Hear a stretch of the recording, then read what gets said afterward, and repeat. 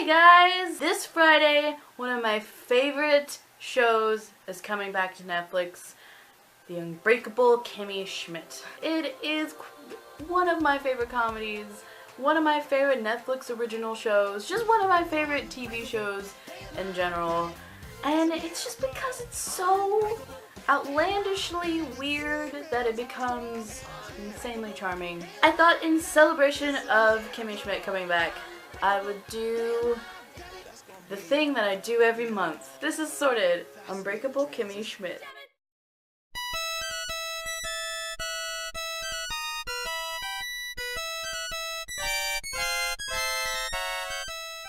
First is Lillian. Lillian is one of my favorite characters in the show. She's so quirky, so weird, and just really, really out there. She just says and thinks things that nobody would really ever think, but that's why you love her.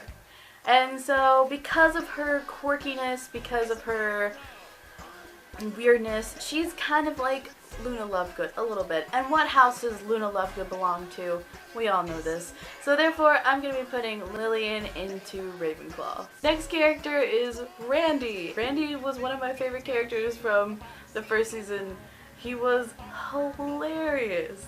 And he is an idiot, but you know his heart is in the right place.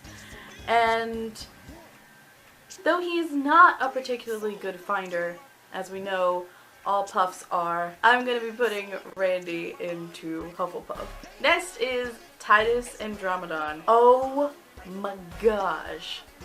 Titus Andromedon might be my favorite character of anything ever. He gives me such life. I can't even. Titus is very ambitious.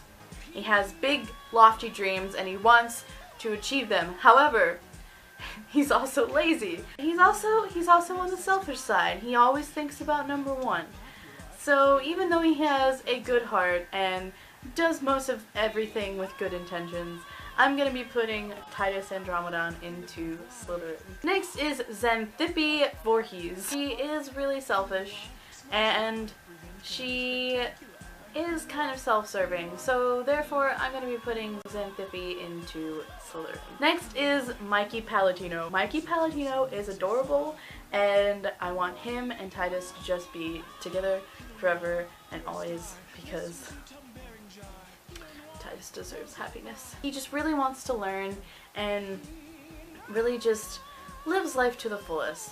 So I'm going to be putting Mikey into Gryffindor. Next is Jacqueline White. She's also a very selfish, very self-driven, very self-centered.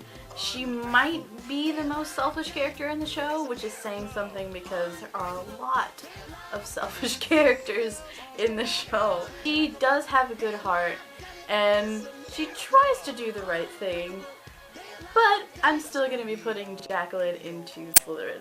Next is Donna Maria Nunez. Donna is one of Kimmy's bunkmates, and she has the distinction of being in that bunk for years and years and years, speaking only Spanish, but it turns out girl knew English the whole time. That girl's smart.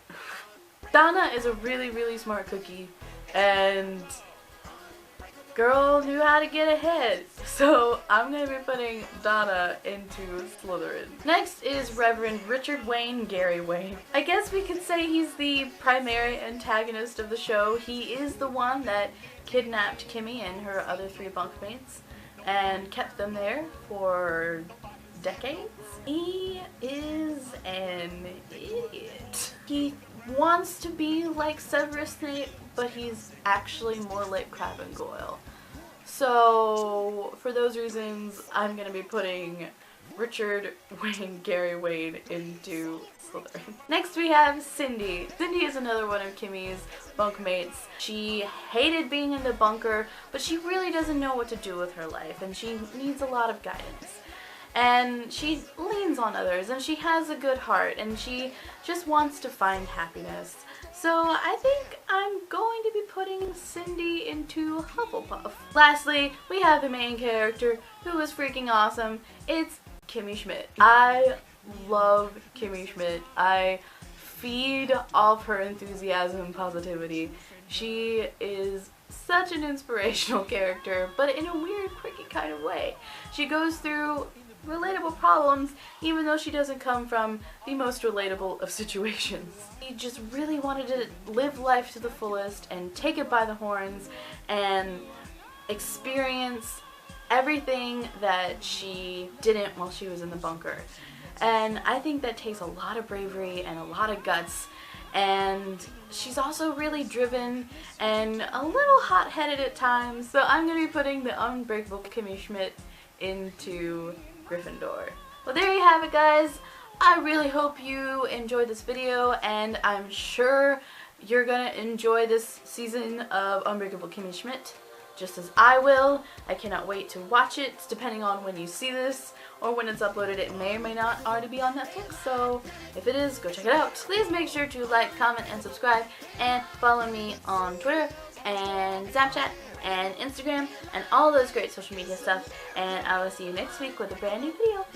Bye! Mwah.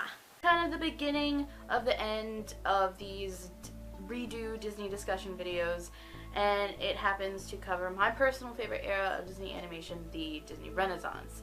The Disney Renaissance is important to me personally because these are the movies that I grew up watching, and it's because of these movies that